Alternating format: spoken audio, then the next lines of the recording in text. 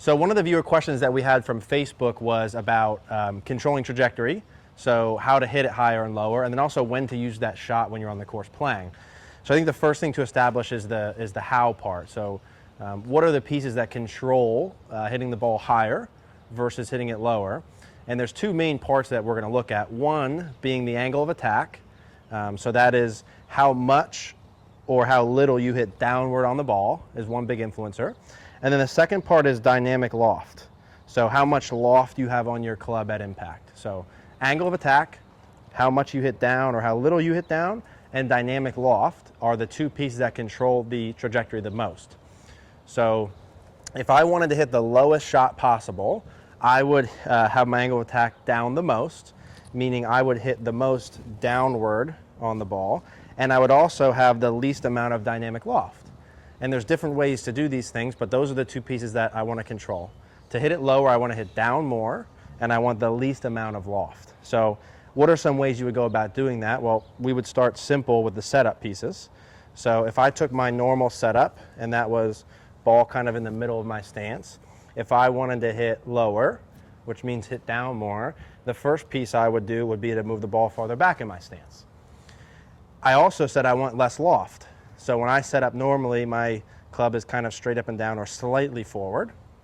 If I want less loft, I'm going to have my handle a bit more forward. So lower shot, ball farther back, handle more forward. And then there's some in-swing pieces we can do, but I want to be intentional about definitely hitting down more on the ball and having less loft, and we can go through how to do those things. But first, normal swing, ball farther back, handle more forward would be the lower shot. So if my normal angle of attack, I said I want to be down a lot, my normal with my 7-iron is in like a 3 range. So this one was 4.7. That could even go up more, meaning I could hit downward more on the ball. My dynamic loft was 16, so that's lower than normal, and the ball went 64 feet in the air. So now we'll go through and we'll talk about the high one, and then we'll see how these numbers change for that. So if we said to hit the lower shot, we want to have more angle of attack, so hit down more, and we want less dynamic loft of the club. If we want to hit the ball higher, we would want the exact opposite of those two. So I would want to hit down the least, right? So my angle of attack would be very shallow, and then I also would want the most loft possible. So I would do the exact opposite of what I did on the low shots. If I want to hit a low shot, I'd go ball more back, handle more forward, and some other in-swing things, but just for the setup. If I wanted a higher shot, I would now go ball more forward, more loft, so handle less forward. Now, for me personally, when I'm hitting a low shot, the only in-swing piece I'm focusing on is hitting more downward on it. I try and control that. And then I do the opposite. When the ball's forward, handle more neutral, I try and sweep it more, so the smallest amount of angle of attack. There's other ways to do it, but these would be the beginning ones. So ball more forward, handle more neutral, and then I'm going to just try and sweep the ball with less angle of attack. Let's see if we can do it. So here's our high shot compared to the low one. That was first take, by the way.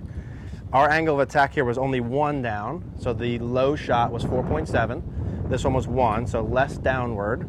The dynamic loft was 27.3, so I had more loft relative to the low one was 16. And then the height here was 116.9, the low one was 64. So you can see if you control these two pieces, if you control the angle of attack part and the dynamic loft part, that's going to change the height. There's other factors like how fast you swing. So kind of all else equal, the faster you swing, potentially more height, slower swing speeds would be lower. And there's different ways in swing to control these, but at the end of the day, it's angle of attack, dynamic loft, and some swing speed. So the how portion of how to hit those shots, I think, is pretty straightforward. You're going to have to practice those. But the next part of the question was when to use them. You know, and as I think about most golfers who go and play and the situations that they would face in a normal round of golf, there's very rarely the need to hit the ball higher or lower. Meaning if you had a certain shot and you just hit your stock shot, that would work in almost all situations. The scenarios that come to mind would be if it's windy out like it is today and you were into the wind or downwind, you might look at changing trajectory. If the pin was way up front or very far back, you might look at hitting it higher and lower. So potentially hitting it higher to a tucked front pin and hitting it lower into a back pin would be an argument you could make. And then some other situations where you would have to go over under an object, but most of the time from the fairway, there's not a lot of need to control the trajectory. If it's something you can do in practice and pull it off, then absolutely you can go for it. But I'd say probably 80+% of the time, if we just played our stock shot in those scenarios, like if I'm into the wind, I don't need to hit it lower. I can just take more club, right? Unless I have to hit over or under an object. Probably playing your stock shot would be the best bet there.